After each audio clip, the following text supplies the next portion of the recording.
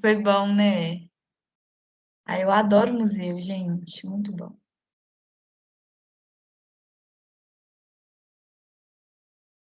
Hoje tá meio baixa, né, a adesão. Todas as aulas estão assim, com pouquinha gente? De todos os professores? Gente, não foi. É o seguinte, o professor de física teve um problema, eu acho, e aí eu tava lá. E aí ninguém ia dar aula, eu falei, ah, então. Eu perguntei pra Ana Lu, falei, Ana Lu, já que não vai ter aula, posso. Já que eu tô aqui, eles, os meninos estão sem nada. Aí ela falou que podia. Eu fiquei tão feliz, porque foi legal, né? Mas eu acho que devia, sim, gente, ter uma excursão com todo mundo, todos os professores e todo mundo indo lá. Ó, vou compartilhar com vocês a tela. Gente, museu é tudo de bom. Igual eu falei, tem muito museu aqui em BH também. Eu acho que a gente pode começar do pequeno, enquanto a gente não está bancando coisa para São Paulo ainda, né? Excursão para todo mundo para São Paulo. Tem os nossos museus daqui, que são muito bons também. Gente, então, ó, a partir de agora, vou começar a falar mais rápido, porque quero terminar isso hoje, né? Eu só tenho mais 3 aulas com vocês, porque uma das minhas próximas aulas vai cair no feriado, então é isso.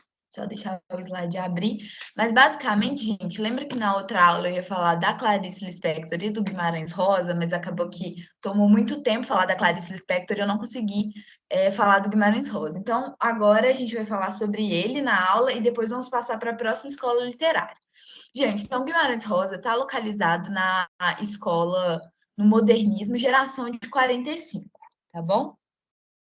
Vamos ver se ele vai deixar eu usar o slide, né? Hoje eu abri tudo com bastante antecedência, então eu exijo que o meu computador coopere, que hoje tem ainda mais coisa, estou com 2 slides abertos.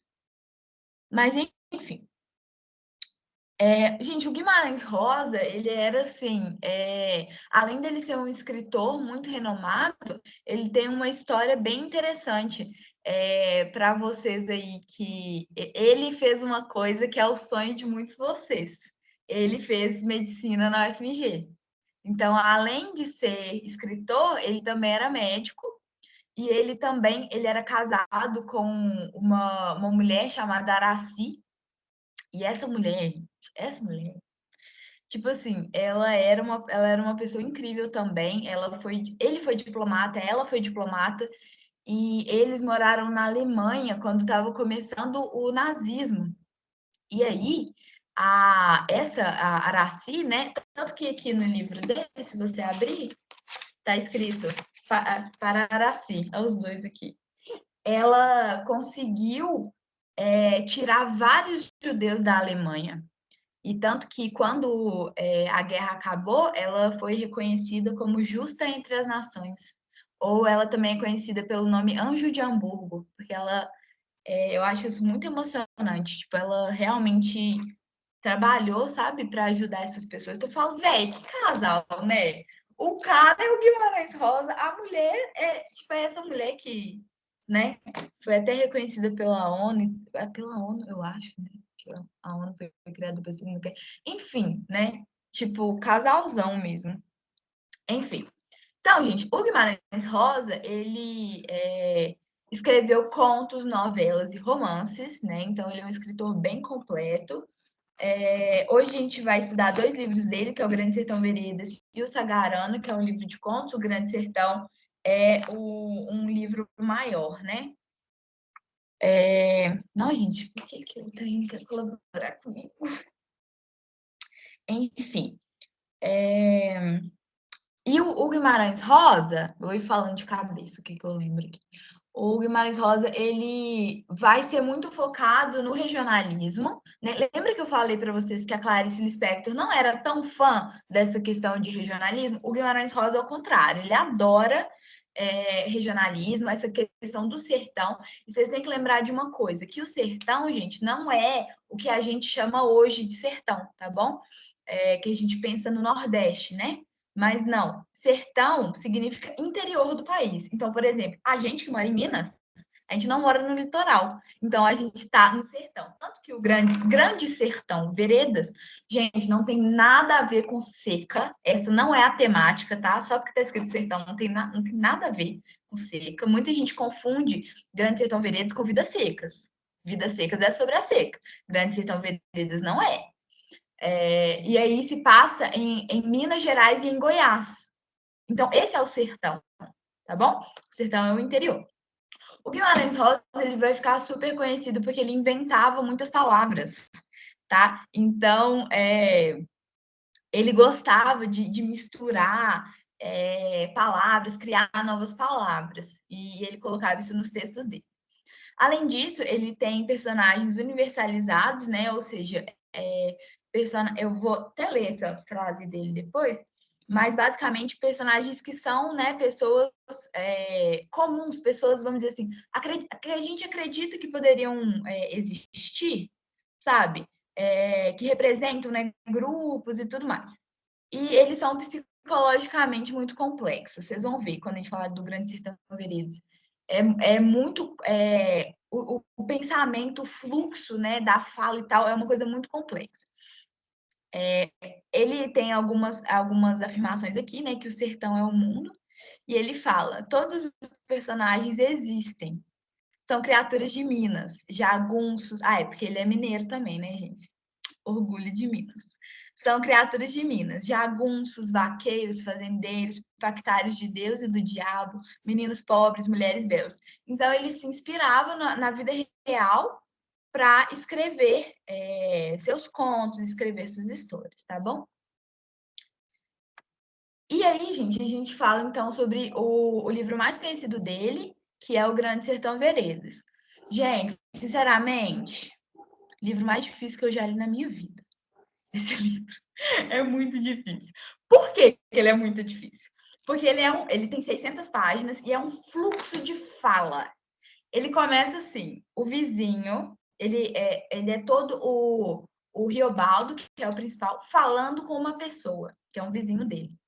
Só que o outro nunca responde. Você imagina, você vai lá no seu vizinho pedir um copo de açúcar, e aí ele fala 600 páginas na sua cabeça. Foi isso que aconteceu com o vizinho do Riobaldo. Ele não foi pedir um copo de açúcar, no caso, ele foi. Parece que ele tinha ido perguntar de uns barulhos que ele ouviu, que parecia de tiro.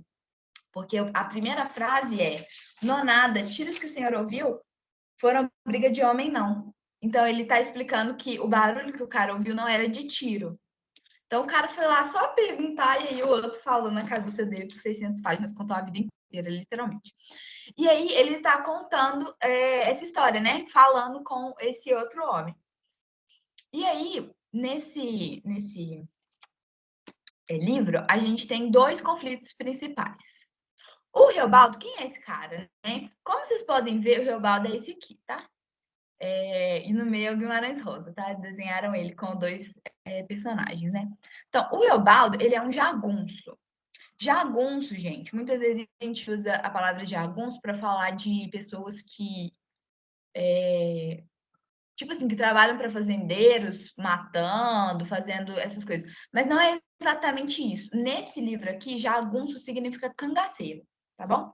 É o que a gente chama de cangaceiro, mas aqui ele se chama de jagunço. Então, só que é muito engraçado, porque ele, apesar de que a gente associa o cangaço com brutalidade, e realmente ele é uma pessoa bruta, não estou aqui para falar que, ai, nossa, nunca errou. Não, ele também era uma pessoa que matava, que fazia várias coisas ruins. Mas ele é um cara muito sentimental e muito filosófico, ele faz muitas reflexões filosóficas sobre a vida. Então, ele fala várias coisas sobre a memória, né? Falou assim: contar é muito dificultoso, não pelos anos que já se passaram, mas pela astúcia que tem certas coisas passadas, de fazer balanceio, de se remexer nos lugares. Então, basicamente, o que ele está falando aqui é que como que é difícil, às vezes, contar coisas de muitos anos atrás, porque você começa, o que aconteceu primeiro, como é que foi, não sei o quê. E aí, enfim. Então, ele é bem filosófico e tal, e, enfim. Aí uma das questões dele é que ele quer saber se o diabo existe. E por que que ele quer saber se o diabo existe? Bom, quando ele era cangaceiro, né, quando ele era jagunço, ele tinha uma rixa com o outro cangaceiro, né? Que aí os cangaceiros eles tinham seus bandos e tal. E ele tinha uma rixa com o outro, que era o Hermógenes. E aí o que que ele fez? Ele fez um pacto com o diabo para ele ganhar do Hermógenes. Só que em momento nenhum ele tem certeza do se ele fez o pacto, se deu certo mesmo. Só que ele vai lá e ganha. Então ele fica pensando: será que eu ganhei porque eu ganhei ou será que eu ganhei porque eu fiz o pacto com o diabo? Então ele fica pensando, porque agora que ele tá velho, ele quer saber se ele vai pro inferno. Então ele fica pensando isso: nossa, será que valeu ou não valeu? Será que o diabo existe? Então ele fica pensando muito isso. Né? Inclusive, o livro começa na contracapa, tem esse poeminha. Na contracapa? No meu não tem, gente, porque o meu é uma edição barata. Uma outra edição que eu já li, começa com esse poeminha. O diabo na rua, no meio do redemoinho. Então, ele tem essa questão de querer saber se o diabo existe, se o pacto que ele fez deu certo mesmo. A outra questão que ele tem é a questão do Diadorim barra Reinaldo. O que acontece, né? Nessas andanças aí dele, ele conhece o Reinaldo, né? Ele se apresenta como Reinaldo, e aí eles começam a ficar muito amigos e tal. Ele entra no bando, eles vão parar no mesmo bando de cangaceiros, né? De jagunços. E aí é isso, eles são muito amigos, eles estão sempre muito próximos. Tem a questão do olho verde, porque sempre fala, né, que o Reinaldo tinha os olhos verdes e tal. Era uma coisa que era muito impressionante, que chamava muita atenção. E aí chega uma hora que o Reinaldo fala com ele assim, ó, não me chama de Reinaldo não, me chama de Diadorim. E aí, então, o Riobaldo é o único que sabe que tem esse outro nome, Diadorim. Fica como se fosse um apelido, porque ninguém mais sabe. Ele não fala com mais ninguém. Só ele sabe que tem esse nome. E aí o Diadorim tem umas histórias que ele fala que queria vingar o pai dele e tal, não sei o quê, porque parece que o pai dele também era envolvido com essas coisas de né, cangaço e tal. Falava tal, porque eu queria vingar meu pai. Ele falou assim, não, mas que estranho, porque eu conheço esse cara, né, que morreu, e ele não tinha filho, não. Muito estranho. Mas ele só fica pensando isso. E com o tempo vai passando, os dois vão se aproximando e tal. E aí eles têm uma amizade muito forte e tal, mas o Riobaldo, ele sempre fica pensando que tem alguma coisa diferente, tem alguma coisa. E aí ele fica nesse questionamento, e aí, por fim, ele tem uma batalha final. Eles têm várias batalhas e tal, porque, né, eles estão sempre, né, atirando em todo mundo e levando tiro também. E aí ele tem a batalha final contra o Hermógenes, né? Que era tipo assim, um arqui-inimigo dele. E aí o Diadorim morre. E aí, quando ele morre, eles vão. Tem uma mulher lá, que inclusive é casada com o Hermógenes, mas ela tá com outro bando, porque eu acho que ela foi sequestrada, um negócio assim. E aí ela fala: tá, então eu vou arrumar o corpo. Na hora que ela vai arrumar o corpo, ela descobre que, na verdade, o Diadorim era uma mulher. E o que acontece? Ela. Por quê que essa menina, Diadorina, por isso que ela não queria que falasse que o nome era Diadorim, pois senão os outros poderiam associar com quem que ela realmente era. E por que que ela se disfarçou? Porque ela sabia que eles não aceitariam uma mulher no bando, né? Inclusive, eles são muito agressivos com as mulheres e tudo mais. Então, ela se disfarçou de homem para poder vingar o pai dela, porque ela sabia que nunca teria essa oportunidade sem isso. E aí, só quando ela morre, né, que eles vão descobrir que ela era mulher. E aí, ele fica muito abalado e tal, ele acaba percebendo que o que ele não sabia é que ele tinha amado ela todo esse tempo. E porque ele sempre, sabe, quando a pessoa chega perto de descobrir, mas não descobre. E aí ele só descobre quer uma mulher quando ela já está morta.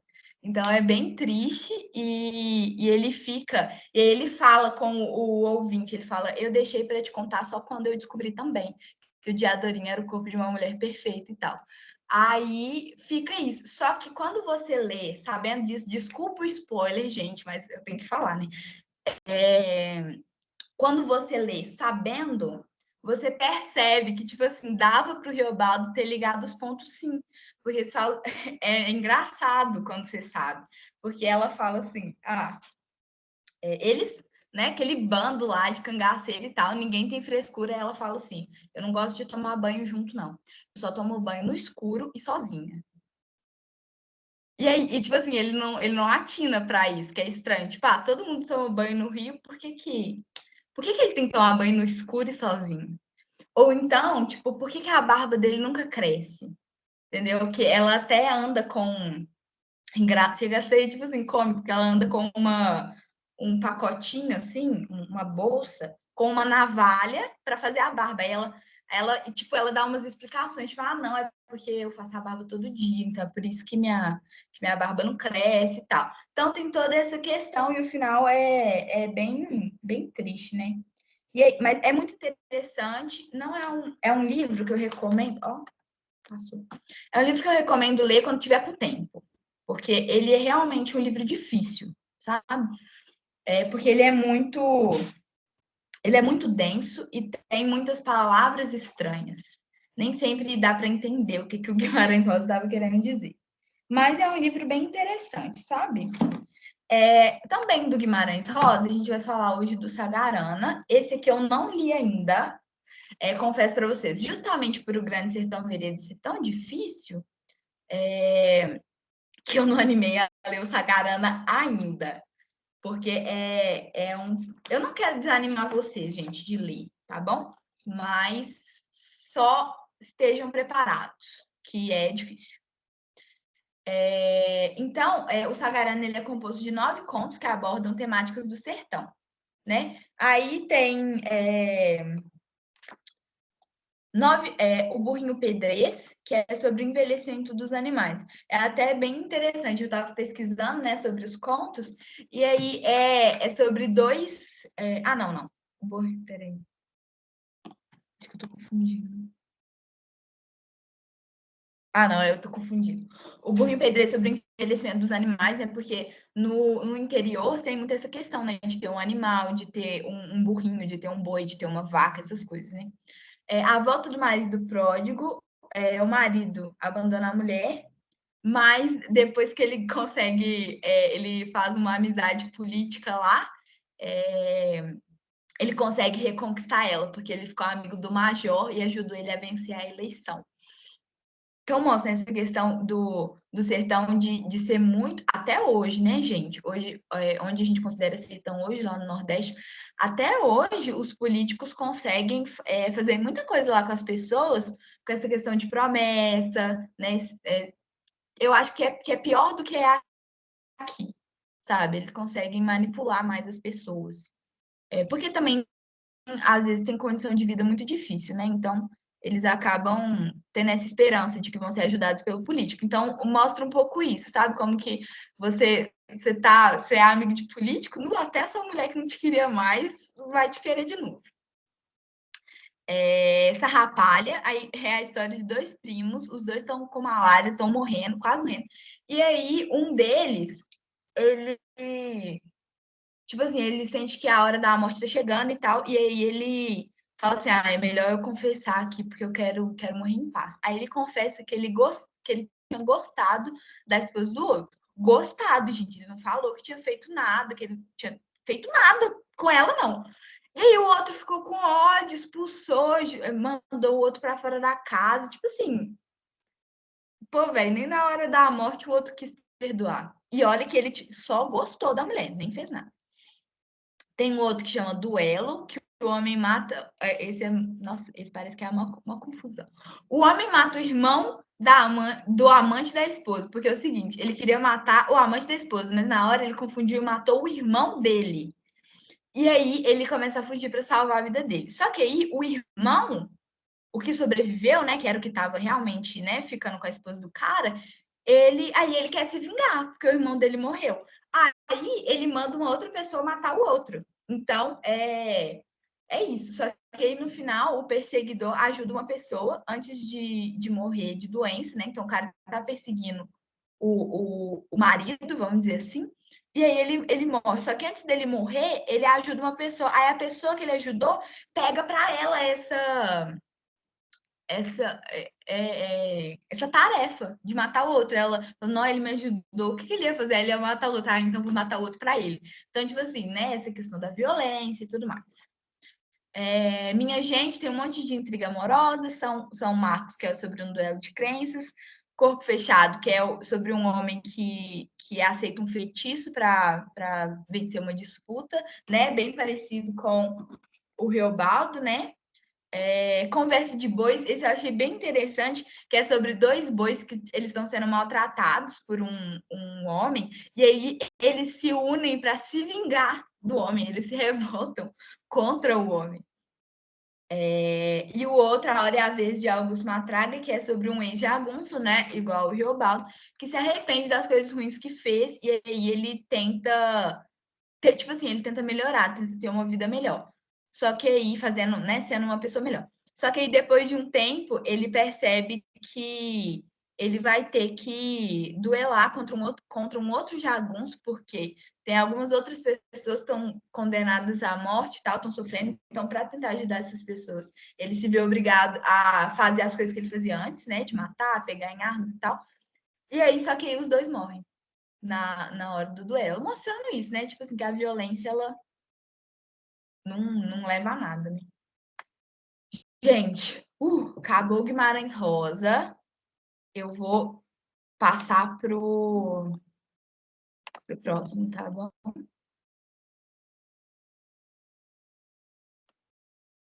Mas tem diálogo. Às vezes ele fala o diálogo que ele teve, mas é sempre tipo assim, ele contando o que o outro falou, entendeu? Inclusive, tem, gente. A Globo já fez Grande Sertão Veredas e o Sagarana, não sei. Esqueci de falar, gente. Sagarana também é uma palavra inventada. Ele pegou uma palavra do grego, que é saga, né? Que é tipo aquelas histórias de herói. E Rana ou Ana, não sei, é uma palavra indígena que significa assim como. Então, é assim como uma saga de herói, só que é no sertão. Gente, bora correr demais. Nossa, será que eu vou conseguir? Gente, então agora a gente passa para a literatura contemporânea, tá bom? A gente vai pegar primeiro dos anos 50 aos 80 e depois dos 90 até os dias de hoje. Se não der tempo, aula que vem a gente faz isso. Mas vamos lá. Gente, contexto histórico. Governo do Juscelino Kubitschek, 50 anos em 5. Gente, se vocês estiverem anotando e tal, não preocupa não, que depois eu vou colocar o slide lá no Classroom, tá bom? A construção de Brasília, e aí com isso a urbanização e industrialização do Brasil, e também vai pegar o período da ditadura militar. Então, esse é o contexto histórico que a gente está vendo agora. No. Então, a gente vai ver um pouquinho sobre o concretismo, tá bom? Ou o movimento concretista.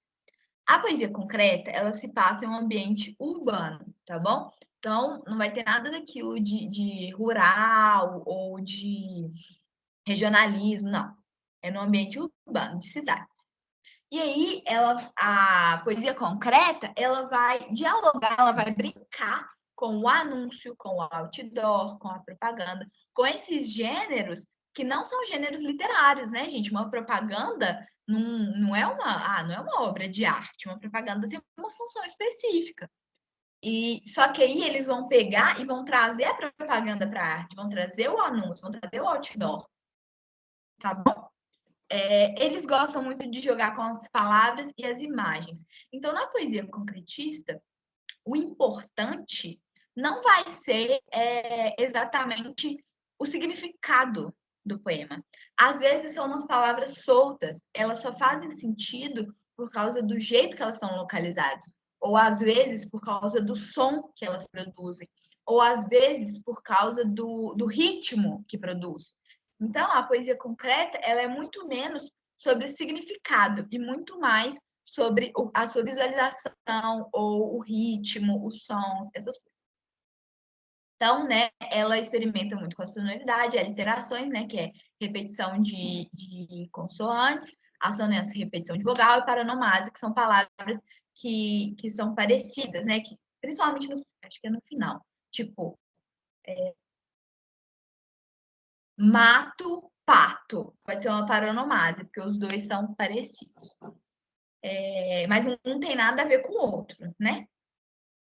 Mas, como eu falei, não precisa ter a ver, porque eles não estão se importando com o sentido, eles se importam mais com as figuras e os sons. Elimina o eu lírico, então eles não têm essa de ficar falando de mim, de ficar falando dos meus sentimentos. Não, eles não querem saber disso. Além disso, elimina versos e estrofes, igual eu falei, porque eles não têm interesse mesmo em. Eles querem que o poema deles seja uma coisa assim, nunca vista antes. Fica conhecido como poema objeto porque eles têm a ideia de que eles vão produzir um poema da mesma forma que as fábricas produzem objetos. Eles se perguntam isso. E aí, será que uma máquina pode escrever poesia? Será que eu posso fazer uma máquina de poesia? Será que, sabe, tem outras formas ou só o ser humano pode criar? Será? Então, eles têm muito isso. Alguns nomes aqui, Haroldo de Campos e Augusto de Campos, que são irmãos, tá bom? Porque o Oswald de Andrade e Mário de Andrade não são, mas esses dois são. E o Décio Pinhatari, ok? Aqui no Brasil vão ser esses os três principais autores. Então, gente, eu acho que vocês já devem até conhecer esses poemas, tem todo livro de português tem. Que é, ó, do Décio Pinhatari. Beba Coca-Cola, babe cola. Beba coca, babe cola, caco. Caco, cola, cloaca.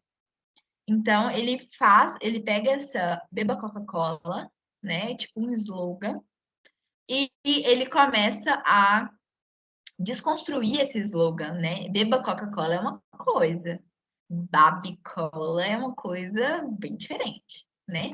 Beba coca, aí ele volta, babe cola, caco, e aí ele começa a falar umas coisas nada a ver, e por fim ele fala cloaca, que é, né, das aves, uma parte do corpo das aves. Então tem muito isso, ok? Esse poema não faz sentido, tá? E é isso mesmo que ele queria. Além disso, tem um outro aqui que dá para a gente pegar um pouquinho mais de sentido nele, né? Pluvial, pluvial, pluvial, aí vai continuando. Depois fluvial, fluve, e aí no final forma a palavra fluvial deitado. Então, gente, é muito simples. Pluvial está associado à chuva, né? Água pluvial é a água da chuva. E fluvial está associado aos rios. Então, é o quê? Pluvial, e olha como é que parece gotinhas de chuva caindo. Pluvial, pluvial, então a chuva está caindo e ela vai se tornar fluvial. E a chuva não cai assim e o rio não é assim? O rio não é deitado? Enquanto a chuva é, vamos dizer assim, em pé? Então é isso. É só isso. Ele só quis fazer uma figurinha que falasse isso. A chuva cai e vira rio. É isso. É simples, né? Esse aqui é legal porque ele é mais tem mais a ver com o ritmo. É do José Paulo Paes. Ele é um escritor bem complexo porque ele escreveu muita coisa de estilos diferentes. Então é difícil de classificar ele em uma escola literária. Mas esse poema aqui dele, essa parte é bem concretista. Tem uma outra parte que eu não peguei porque não é concretista, mas essa aí.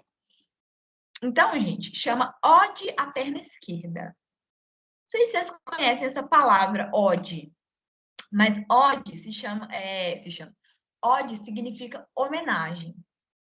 Então, homenagem à perna esquerda. Por que alguém ia querer homenagear a sua perna esquerda? Então, vamos lá. Ó, esquerda, direita, esquerda, direita, direita, direita. Nenhuma perna é eterna. Então, o que aconteceu com esse escritor? Ele perdeu a perna esquerda. Então, por isso que ele faz uma ode, né? Do tipo assim, eu sinto falta de ter as duas pernas. E aí ele escreve poema, tem uma outra parte, eu já falei isso, né? Quase estou sem tempo, se eu ficar repetindo as coisas que eu já falei, aí que não vai dar mesmo. Aí, olha que interessante. Quando você pensa no ritmo do poema, esse é o ritmo de uma pessoa andando. Quer ver? Esquerda, direita, direita, direita, nenhuma perna é eterna. Então, ele mostra como que ele tinha um ritmo antes, né? Que a pessoa que tem duas pernas, ela anda com um ritmo. E a pessoa que tem uma perna só, ela só tem... Entendeu? Então, se antes ele tinha esquerda, direita, agora, por favor, não troca. Eu conversando com o computador, né? Agora ele ficou assim, porque agora ele só tem uma perna. Entendeu? E até mesmo a imagem que o poema projeta é de uma pessoa com uma perna só. Olha só, aqui é como se fosse a perna, né? E aqui o começo, mas não é a perna inteira, né? O quadril aqui, talvez, e aqui a falta da perna, ok? Gente, até agora, dúvidas?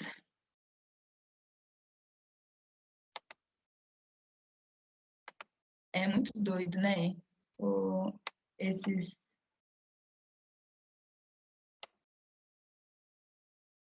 Beleza, gente, então eu vou passar para a poesia marginal. Gente, então, igual eu falei, né? A gente vai pegar o período da ditadura. E no período da ditadura, a gente vai ter a poesia marginal. E o que é essa poesia marginal? Por que marginal? Porque tentava burlar o sistema da ditadura. Como a gente já sabe, na ditadura tinha censura, né?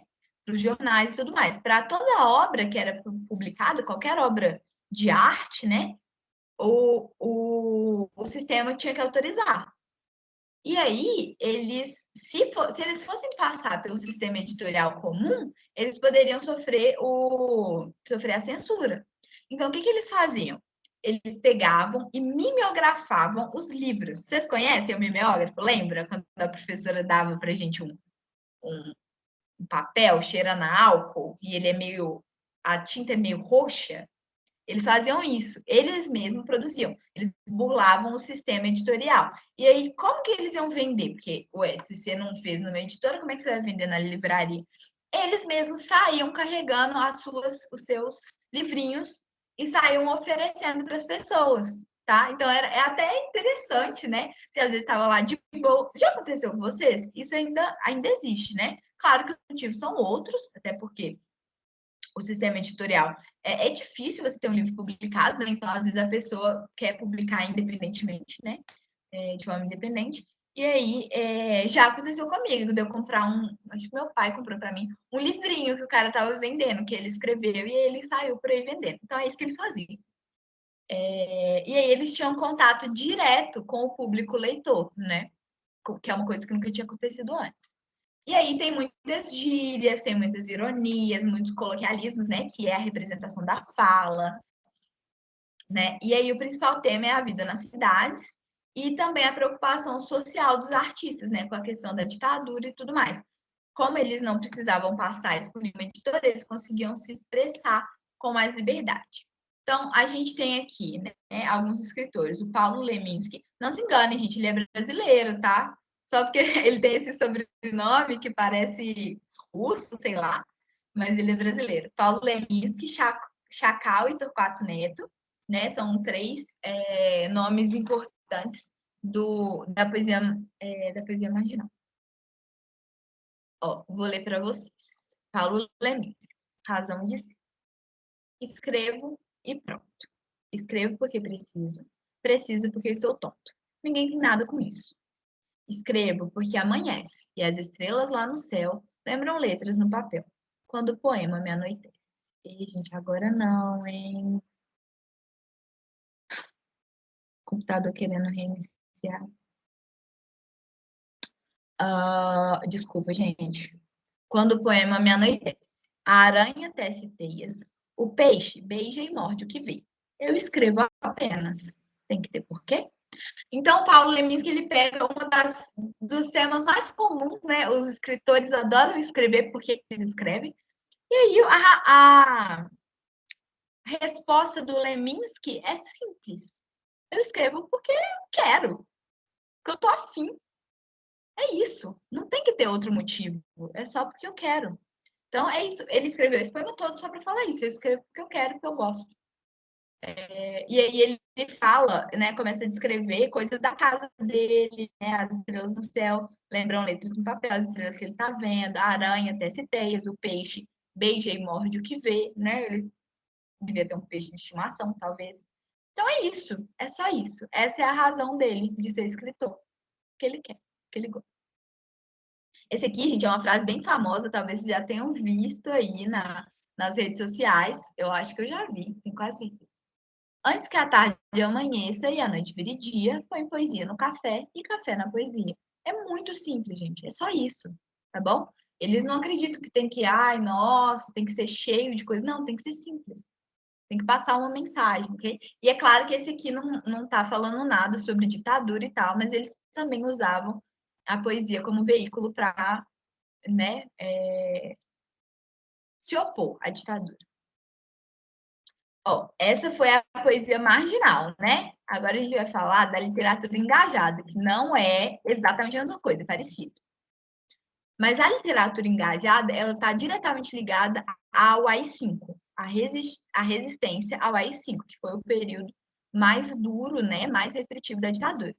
E aí, para fazer isso, eles vão usar metáforas, alegorias e símbolos para poder criticar de modo velado, né? Criticar a realidade de modo velado. A gente vê isso muito na música, né? Eu acho que na música é mais fácil de falar do que na poesia.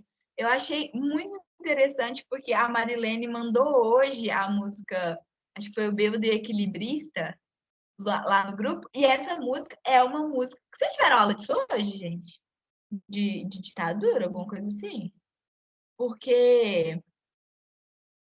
Aí, gente. Ah, que ótimo! Então encaixou certinho. Se a gente tivesse combinado, não tinha dado tão certo. Mas, então, aí eles vão tentar falar de forma velada. Então, nas músicas deles, Regina, a gente vê isso, músicas do Chico Buarque, Apesar de Você. Essa eu acho que é até meio óbvia, mas tem outras, né? Afasta de mim esse cálice, né? Que parece, lembra, né? Um momento de Jesus e tal, então passou como música religiosa, mas na verdade as pessoas sabiam que era afasta de mim esse cálice de calar a boca, né? Então, a poesia não fugiu disso, né? A literatura não fugiu disso. Ela também usava essas metáforas, alegorias ou símbolos para dizer o que ela queria dizer de verdade.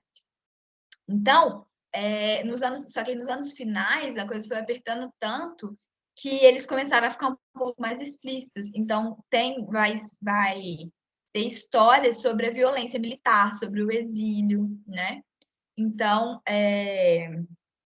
a gente tem aqui a festa do Ivan Ângelo, que é sobre a violência policial, conta a história de. Eu acredito que a história não é verdadeira, mas assim, é aquela história que não é verdadeira, mas poderia ser.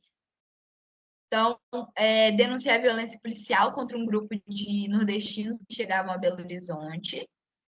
Eu não sei, tá? Se eu estou presumindo que não é real, mas pode ser que seja. Sombra de Reis Barbudos, que é sobre o abuso do poder estatal, né?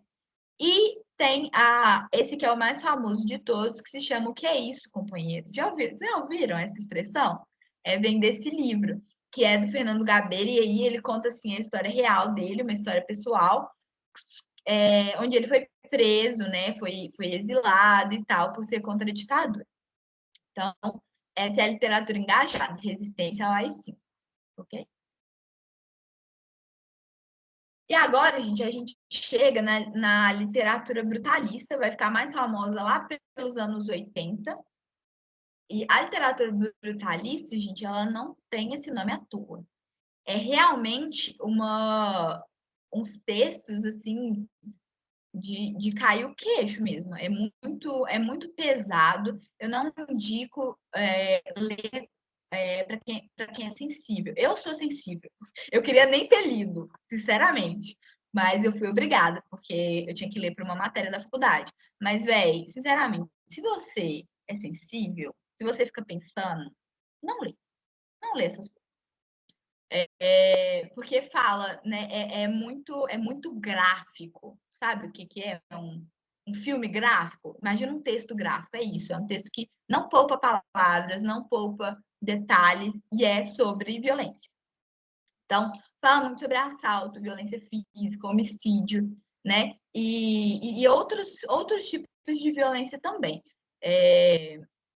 Violência sexual e tal, que é uma coisa que eu acho muito pesado.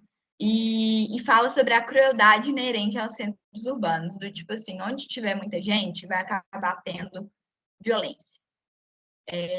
A própria linguagem do texto é muito crua, é muito agressiva, sabe? Tem muito palavrão, é aquele negócio assim que incomoda. Tem muito palavrão, muito palavrão. E é isso, é uma linguagem muito direta, crua e agressiva. Então você sente que o texto está te agredindo.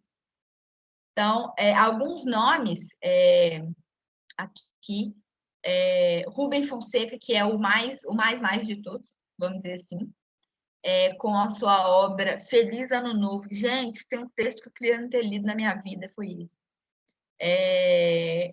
Porque fala de uma gangue, assim, né, de marginais e tal, e eles entram numa casa e, tipo assim, eles fazem várias coisas com as pessoas, e aí uma das partes que é mais, né, assim, porque como que você vê, como que, tipo assim, eles, de certa forma, se divertem com o que eles fazem. Isso eu acho que é o pior, sabe? Tem uma cena que eles começam a mandar as pessoas ficarem assim na parede, em pé na parede, porque eles querem atirar nas pessoas para saber se elas vão grudar na parede. É isso, a pessoa vai perder a vida porque você quer saber se ela tomar um tiro, ela vai grudar na parede. E eles se divertem imensamente com isso, né? Tem um outro que talvez é bem assim também, que é sobre um pai de família. Ele chega e tal, ele é todo amoroso com o filho, com a filha, com a esposa e tal. Aí ele sai de casa. Ele sai de casa toda noite para atropelar pessoas. É isso, é o prazer da vida dele atropelar pessoas, especialmente se elas morrerem. Então é isso, ele trabalha o dia inteiro, vai lá de noite. Ele pega. E é irônico, porque, tipo assim, ele tem que manobrar o carro dos filhos dele antes. Então ele vai lá na maior calma do mundo, manobra o carro do filho, manobra o carro da filha, bota os dois na garagem de novo e sai para atropelar pessoas. Então, tipo assim, é bizarro, de verdade. A literatura brutalista é bizarra. Também tem outros nomes aqui, Patrícia Mello e Marçal aqui, ok? E acreditem, gente, eu nem contei para vocês a pior parte do Feliz Ano Novo. Enfim, vamos passar então. Deixa eu ver se eu ainda tenho tempo. Eu tenho, eu vou terminar. É porque às vezes também, quando tem muita coisa, a gente começa a falar tão rápido que até dá tempo, né? Até sobra se bobear. Gente, então agora a gente vai entrar na parte 2. Isso antes foi dos anos 50 aos anos 80. E agora a gente vai vir dos anos 90 até os dias de hoje.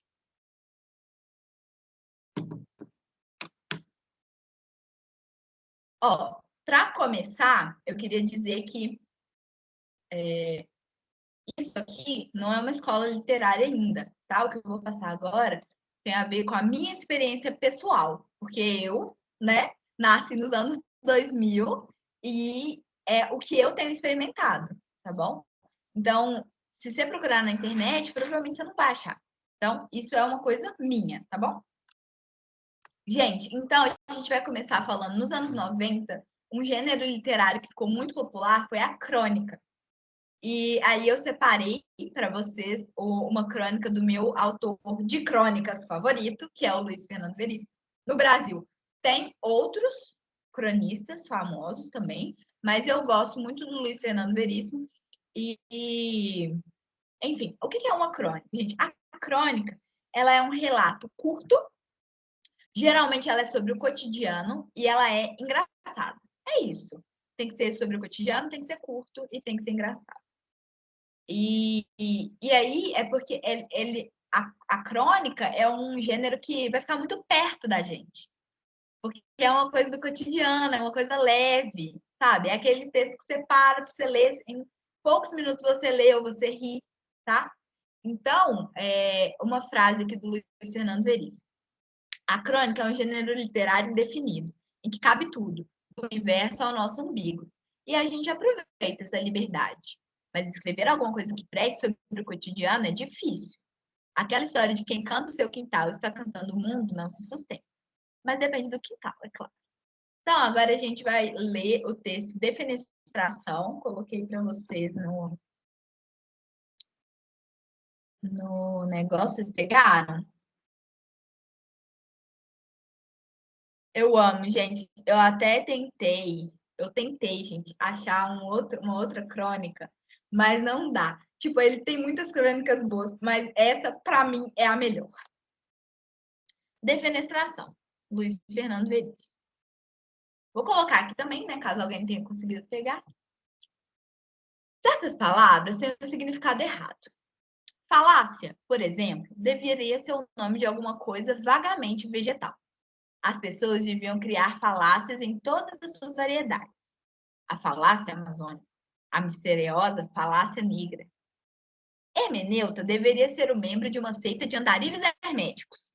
Aonde eles chegassem, tudo se complicaria. Os hermeneutas estão chegando. E agora que ninguém vai entender mais nada. Os hermeneutas ocupariam a cidade e paralisariam todas as atividades produtivas com seus enigmas e frases ambíguas. Ao se retirarem, deixariam a população prostrada pela confusão. Levaria semanas até que as coisas recuperassem o sentido óbvio. Antes disso, tudo parecia ter um sentido oculto. Alô? O que você quer dizer com isso? Traquinagem deveria ser uma peça mecânica. Vamos ter que trocar a traquinagem e o vetor está gasto. Plúmbio devia ser o barulho que um corpo faz ao cair na água. Mas nenhuma palavra me fascinava tanto quanto defenestração. A princípio, foi o fascínio da ignorância. Eu não sabia o seu significado. Nunca me lembrava de procurar no dicionário e imaginava coisas. Defenestrar devia ser um ato exótico, praticado por poucas pessoas. Tinha até um certo tom lúbrico. Galanteadores de calçadas deveriam sussurrar. Oh, gente, eu adoro essa sussurrar no ouvido das mulheres. Defenestras? A resposta seria um tapa na cara, mas algumas defenestravam. Também podia ser algo contra pragas e insetos. As pessoas talvez mandassem defenestrar a casa. Haveria sim defenestradores profissionais. Ou quem sabe, seria uma daquelas misteriosas palavras que encerravam os documentos formais. Nesses termos, pede defenestração. Era uma palavra cheia de implicações. Devo até tê-la usada uma ou outra vez, como em aquele é um defenestrado, dando a entender que era uma pessoa assim, como dizer, defenestrada, mesmo errada, era a palavra exata. Um dia, finalmente procurei no dicionário. E aí, vocês estão preparados? E aí está o Aurelião que não me deixa mentir. Defenestração vem do francês defenestration, substantivo feminino, ato de atirar alguém ou algo pela janela. Acabou a minha ignorância, mas não a minha fascinação. Um ato como esse só tem nome próprio e lugar nos dicionários por alguma razão muito forte. Afinal, não existe, que eu saiba, nenhuma palavra para o ato de atirar alguém ou algo pela porta ou escada abaixo. Por que, então, defenestração? Talvez fosse um hábito francês que caiu em desuso, como o rapé, um vício como o tabagismo ou as drogas, suprimido a tempo. Les defenestrations devem ser proibidas. Sim, monsieur le ministre. São um escândalo nacional, ainda mais agora com os novos prédios. Sim, monsieur le ministre. Com os prédios de 3, 4 andares, ainda é admissível, até é divertido, mas daí para cima vira crime.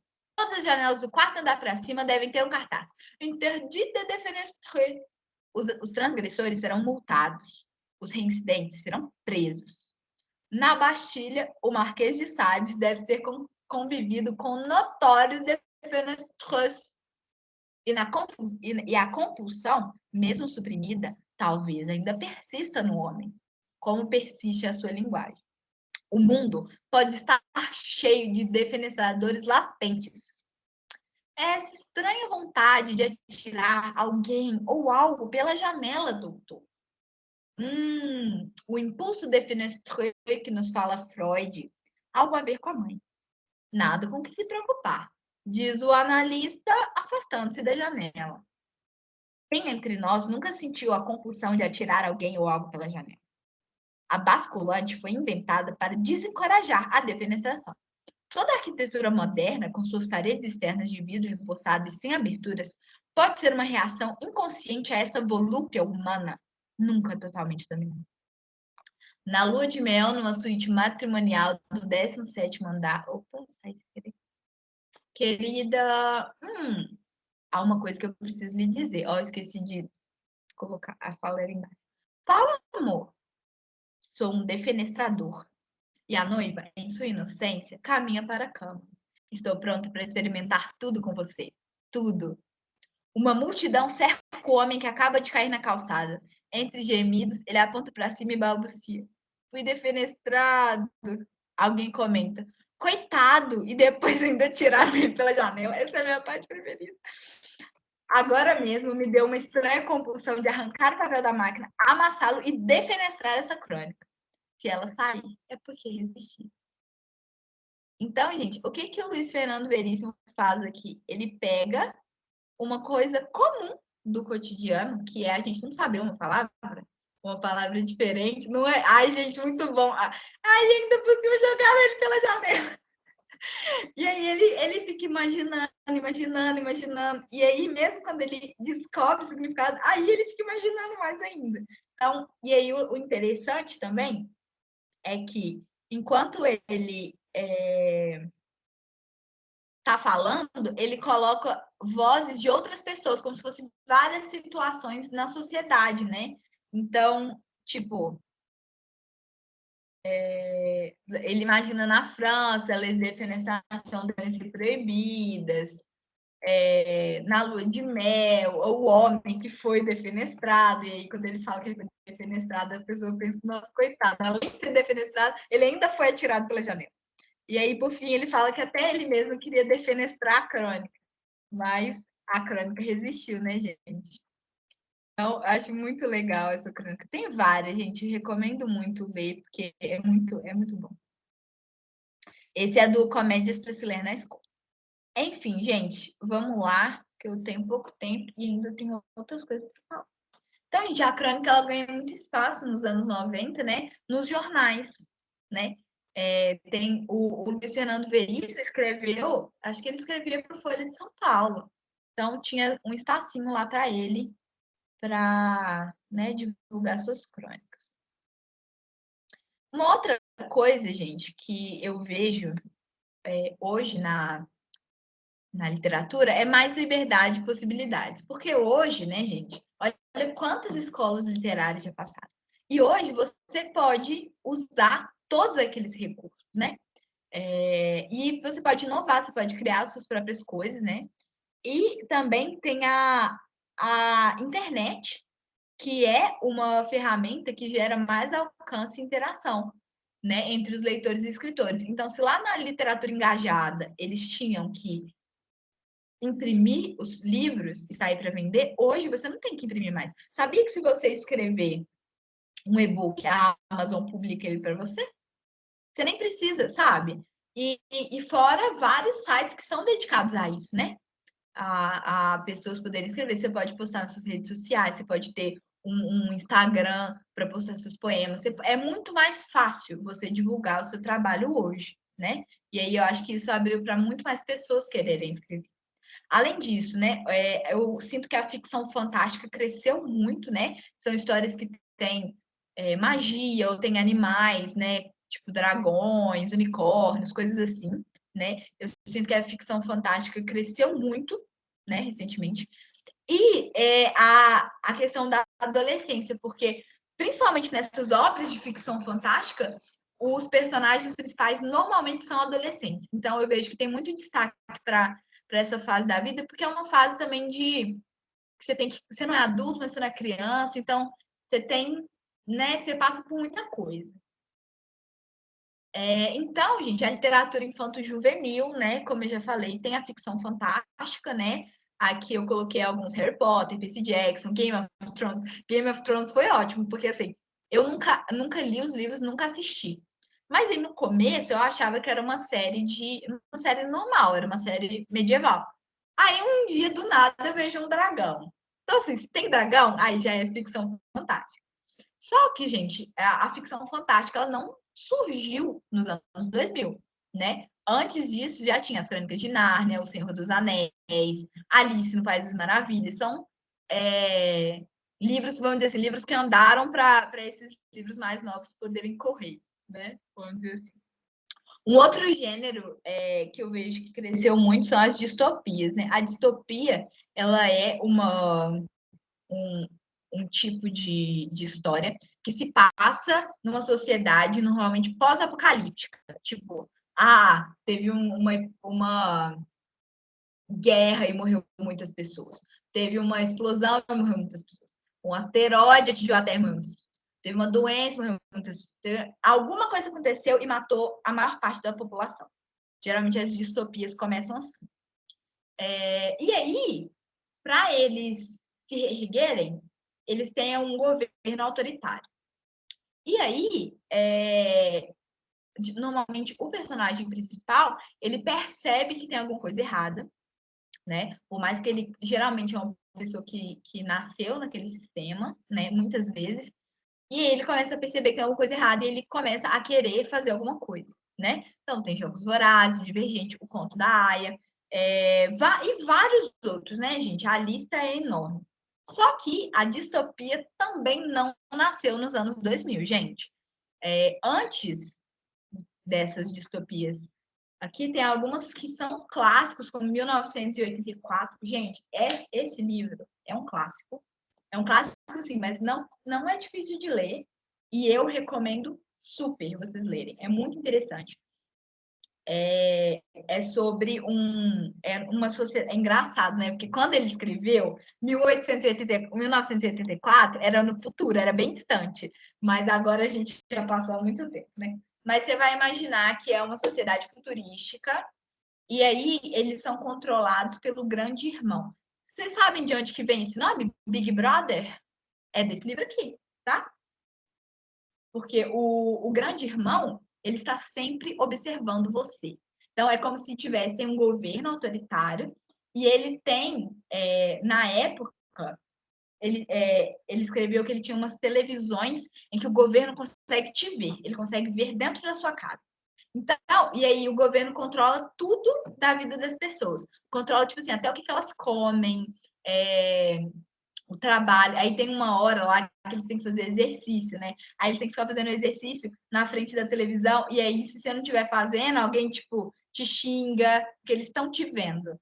É daí que vem a ideia do Big Brother, né? Está sendo observado o tempo inteiro. Então, o Big Brother, né, que é o grande irmão, ele é tipo o chefe supremo lá, e aí o Walter, né, ele, que é o personagem principal, ele, não é o Walter não, acho que eu falei errado.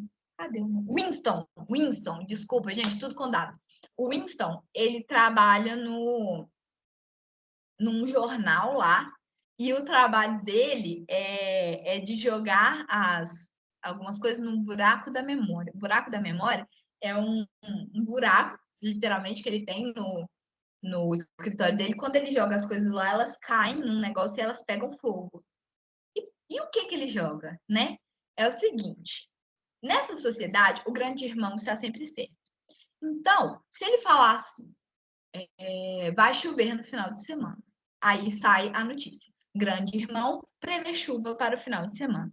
Mas aí, se isso não aconteceu, o que eles fazem? Eles recolhem todos os jornais, tiram essa parte, substituem e colocam Grande Irmão prevê sol para o fim de semana. E aí eles substituem todos os jornais e queimam essas partes. Então, o Winston, ele trabalha com a desinformação das pessoas. Porque nas distopias, a falta, a ingenuidade, mas também o engano da população é uma coisa importante, né? Por exemplo, nos Jogos Vorazes, apesar dos distritos não, eles sabem, né, que aquilo lá é uma tirania, mas o pessoal da capital achou o máximo, porque eles vivem, tipo, nesse mundo, eles não param para refletir se é ético eles pegarem 24 jovens e colocarem numa arena para lutar até a morte. Eles não refletem isso, entendeu? Porque a capital, né, ela tá isenta disso. Mas mesmo assim, né, mesmo os distritos tendo consciência de que aquilo é errado e tal, eles não têm forças para lutar, né? Até que surge a Katniss e tal. Mas uma coisa interessante dos Jogos Vorazes é que a Katniss ela é a cara da revolução, mas ela não é o cérebro por trás da revolução, vamos dizer assim. Tanto que tem pessoas, né, mais velhas que ela percebe que tá meio que influenciando ela, igual a Coen, né? Eu espero não estar dando spoiler para ninguém. Mas é isso, ela percebe que tem que a manipulação que ela conhecia, tipo assim, podia ser muito pior, vamos dizer assim. E aí é isso, sempre tem essa questão das pessoas não saberem exatamente o que está acontecendo e delas estarem sendo dominadas por algum governo autoritário. Também tem o Admirável Mundo Novo, também é um clássico, e o Fahrenheit 451, que também é um clássico das distopias, né? E vieram bem antes de Jogos Vorazes, Divergente e tal. Gente, última parte, prometo, já passei da hora, mas estou acabando. Por fim, literatura e internet, né, gente? A gente não pode negar que a internet teve um papel muito forte, né, na literatura, até no próprio mercado editorial, né? Então, acaba que com a internet, mais pessoas estão escrevendo, porque as pessoas têm oportunidade. Na internet, qualquer um pode escrever, qualquer um pode publicar, né? Então, se antes você ia precisar de uma autorização, a editora ia ter que gostar do que você escreveu e tal, para poder produzir, ou no mínimo você tinha que ter uma impressora, agora você não precisa nem disso. Você só precisa ter algum espaço para publicar. E aí, né, gente, a gente ter o crescimento da literatura infanto-juvenil com a internet só podia dar em uma coisa, né? Fanfic. Então, gente, a fanfic, ela é um gênero literário novo, né? Mas que tá aí, não deixa de ser, né? Um gênero literário. E aí, surgem também os blogs, né? Porque acho que antes, né? Antes da fanfic se popularizar, tinha mais assim, eu tenho um blog de tal coisa, de tal assunto que eu gosto e tal. E aí, com o tempo, foram surgindo as fanfics. E o que é uma fanfic? Eu não sei se tem alguém aqui que não conhece, mas as fanfics são textos escritos por fãs de um começou, né, como sendo fã de livros, de filme, mas hoje, né, as meninas do K-pop aí fazem muita fanfic, né, com as bandas e tal.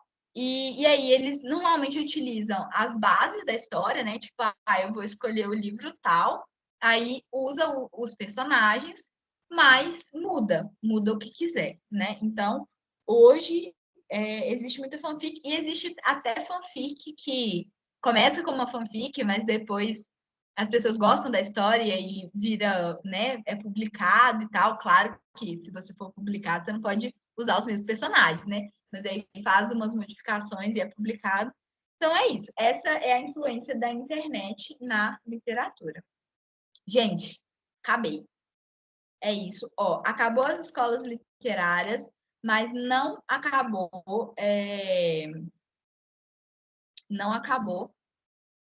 a aula de literatura, tá bom? Então, semana que vem a gente vai falar de figuras de linguagem, tá bom? Não faltem. O personagem de Sauro Shawn Mendes. Gente, eu nunca curti muito fanfic, porque até tirei o fone para não receber spoiler. Gente, peraí, eu não passei a lista de presença. Ai, meu Deus. Só faltava essa.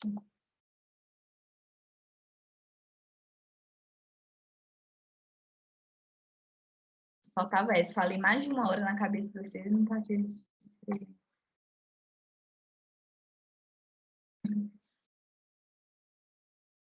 Eu lendo. Agora que eu tô lendo os comentários, acho que estão falando da